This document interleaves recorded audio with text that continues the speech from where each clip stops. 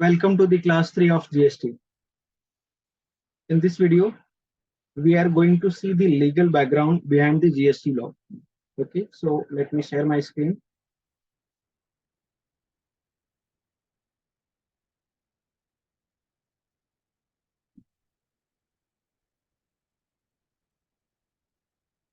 Okay, pay attention.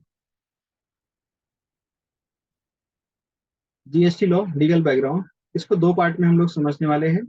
Before constitution amendment act 2016 and after amendment of constitution act 2016. Okay, article 246 कौन सा article है? Constitution का, Indian constitution, भारतीय संविधान का आर्टिकल 246. इस आर्टिकल में सरकार को पावर दिया है कि आप इन मैटर्स पे कानून बना सकते हो, लॉ बना सकते हो. तो इसके अंदर, इस आर्टिकल के अंदर तीन लिस्ट है. एक है यूनियन लिस्ट सेंट्रल गवर्नमेंट के लिए, एक है स्टेट लिस्ट स्टेट गवर्नमेंट के लिए, राज्य सरकार के लिए, और एक कॉन्करेंट लिस्ट है. इसमें जो मैटर है, इसके ऊपर दोनों ही सरकार, स्टेट गवर्नमेंट भी और सेंट्रल गवर्नमेंट भी कानून बना सकते हैं. तो देखते हैं. यूनियन लिस्ट में central government has power to make law. State list में state government has power to make law. And यहाँ पे both central government, state government as well as central government, दोनों सरकारें कानून बना सकते हैं. ओके, यूनियन लिस्ट में किन किन मैटर्स पे सेंट्रल गवर्नमेंट लॉ बना सकती है, पूरा लिस्ट है. उसमें से एग्जांपल के लिए हमने कुछ पॉइंट यहाँ पे मेंशन किए हैं. इनकम टैक्स, इनकम के ऊपर टैक्स लगाना है तो ये पावर सेंट्रल गवर्नमेंट का था. सर्विस टैक्स, सर्विसेज के ऊपर टैक्स लगाना है. कस्टम ड्यूटी, एक्साइज ड्यूटी, ये सारे मैटर के ऊपर लॉ बनाने का अधिकार सेंट्रल गवर्नमेंट का था. State government, profession tax, state list है, इसमें बहुत सारे मैटर है जिसके ऊपर स्टेट गवर्नमेंट लॉ बना सकती है. एग्जाम्पल के लिए professional tax, toll tax collect करना है तो राज्य सरकारें अपना अपना लॉ बनाती है. वैट के लिए अपना अपना लॉ बनाते हैं हर सरकार. एंटरटेनमेंट टैक्स राज्य सरकार.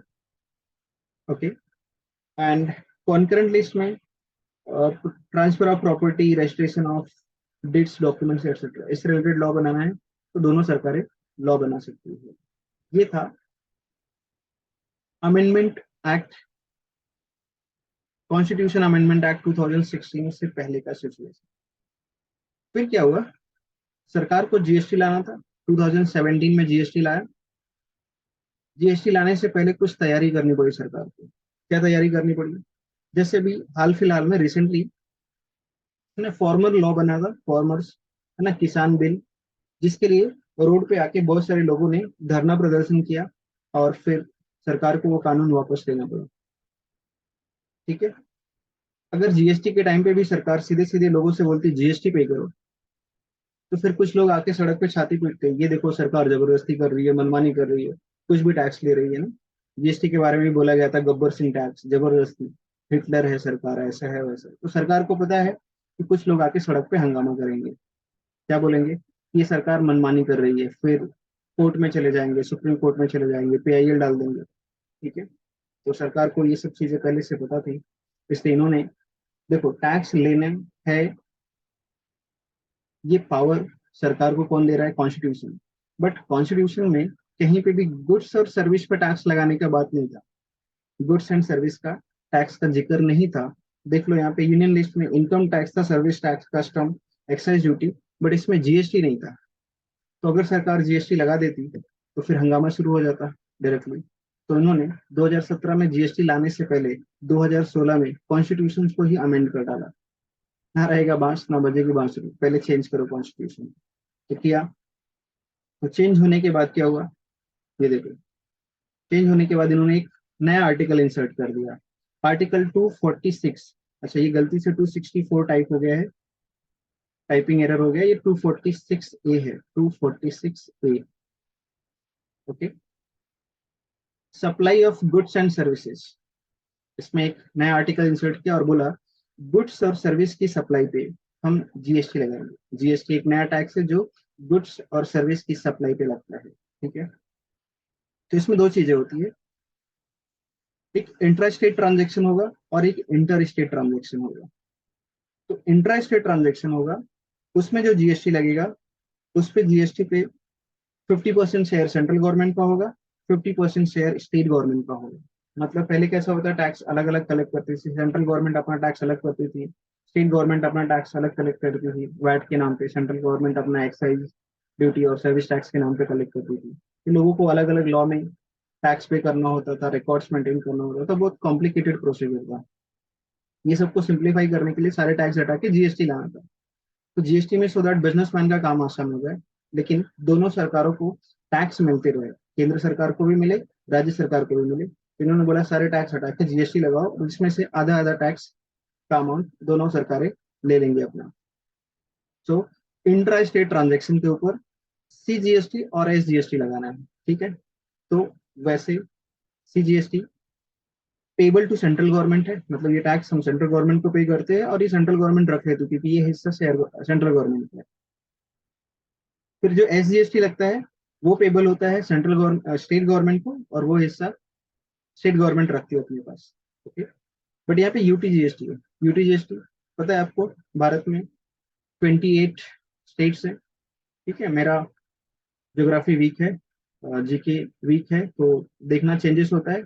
अभी at present I guess 28 states है और 8 यूनियन टेरिटरी है ना, वो जम्मू कश्मीर और उसमें एक और लद्दाख बना दिया। तो पहले 7 था, अभी शायद 8 हो गया है। तो यूनियन टेरिटरी के लिए भी यूटीजीएसटी बनाया है। ओके।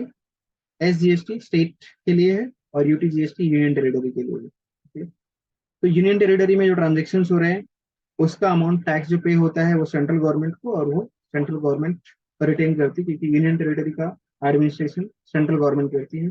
वहां पे कोई राज्य सरकार नहीं होती, कोई चीफ मिनिस्टर नहीं होता। एक्सेप्शन है दिल्ली, यूनियन टेरिटरी है बट वहाँ पे चीफ मिनिस्टर है, और एक है पौंडीचेरी, वहाँ पे यूनियन टेरिटरी है बट वहाँ पे चीफ मिनिस्टर है।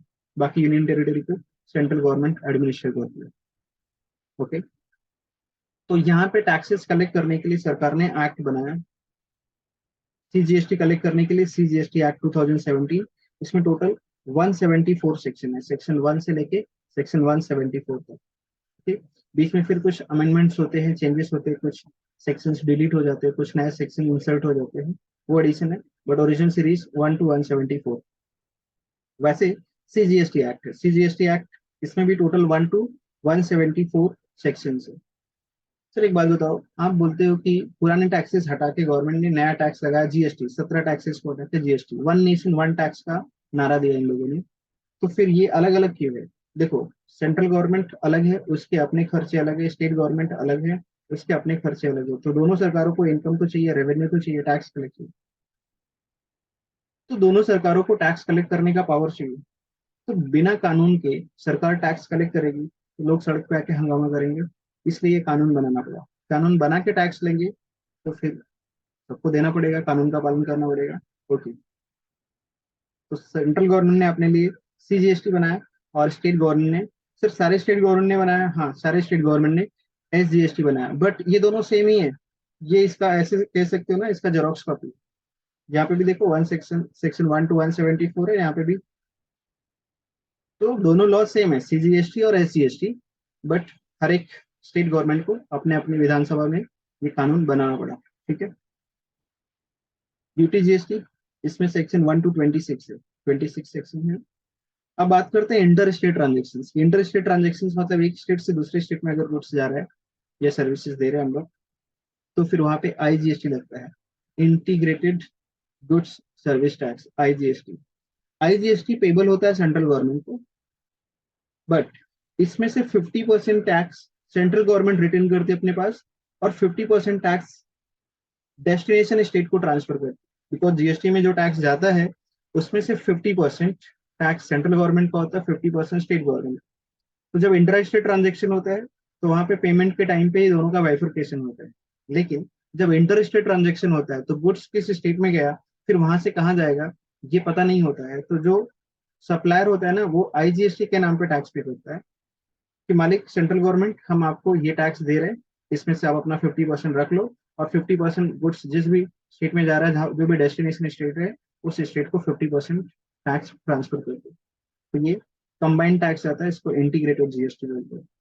इसका लॉ है IGST एक्ट 2017, इसमें सेक्शन 1 to 25। तो ये कानून बना के सरकार ने टैक्स लगाना शुरू कर दिया। अब कोई चिल्लम चाली नहीं करेगा, और करेगा तो कुछ नहीं होगा। और अभी GST इम्प्लीमेंट होके 5 साल हो गए, 2017 में लॉन्च हुआ, और अच्छा खासा रेवेन्यू जनरेट कर रही है गवर्नमेंट। पहले के कंपैरिजन में बहुत ज्यादा टैक्स कलेक्शन हो रहा है, लाखों crore every month GST collect कर रही है।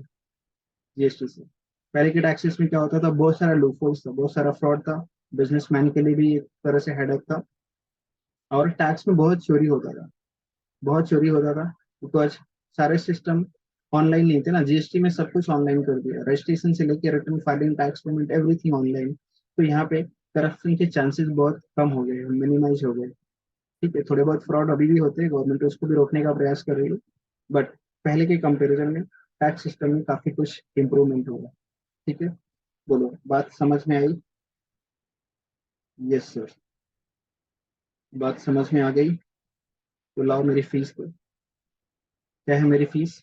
वीडियो को लाइक सब्सक्राइब शेयर कर दो, और कमेंट में लिखो किस टॉपिक पे वीडियो चाहिए। मिलते हैं नेक्स्ट क्लास में। Till then, bye bye, take care.